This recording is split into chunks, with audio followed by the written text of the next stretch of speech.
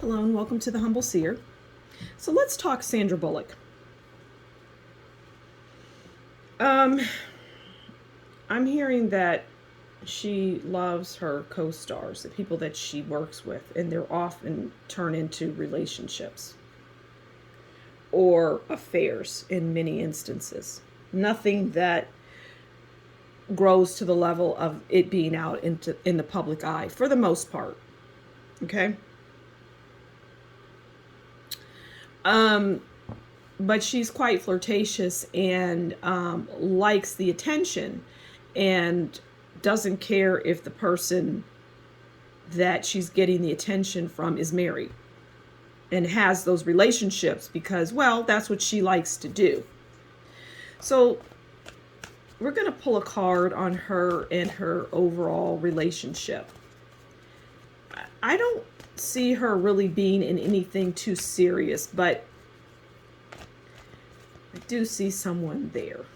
All right, but we're just going to, whatever the case may be, it's going to be the same type of person that she involves herself with. So we're going to get an overall.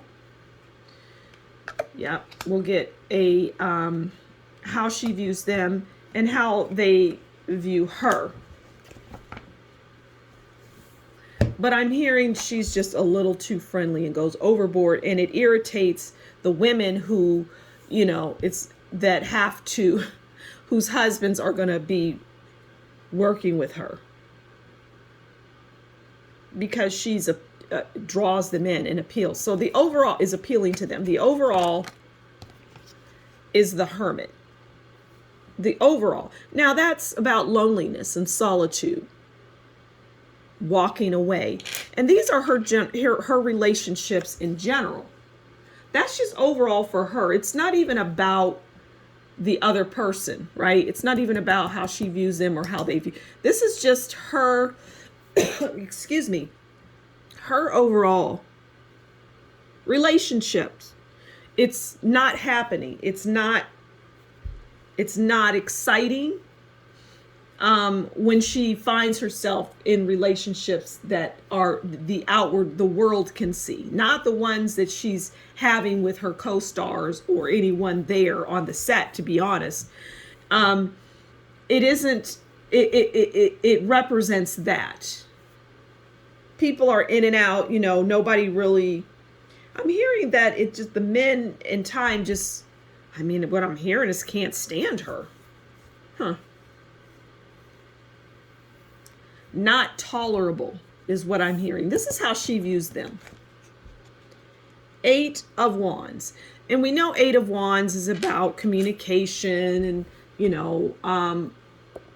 a lot of information that comes in. And I see this as, I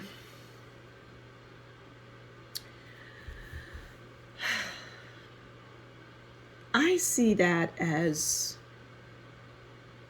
them being communicative and her not so much as it relates to the relationships that she finds herself in, that she would go to grocery shopping with and things like that. The person that people out in the world would view, but not the ones that are behind the scenes, like I just got done talking about. Not them.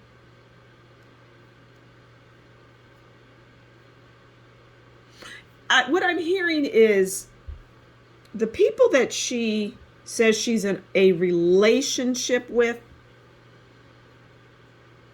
she's not very good to them or kind to them. They want the communication that she's not giving, but the overall is the hermit, and that's loneliness, which is where she finds herself most of the time, and ultimately he does too.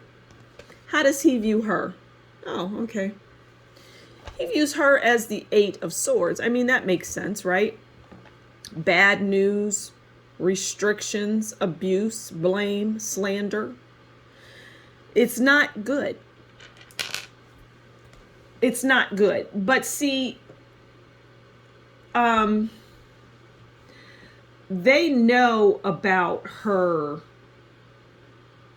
ways and pretty quickly.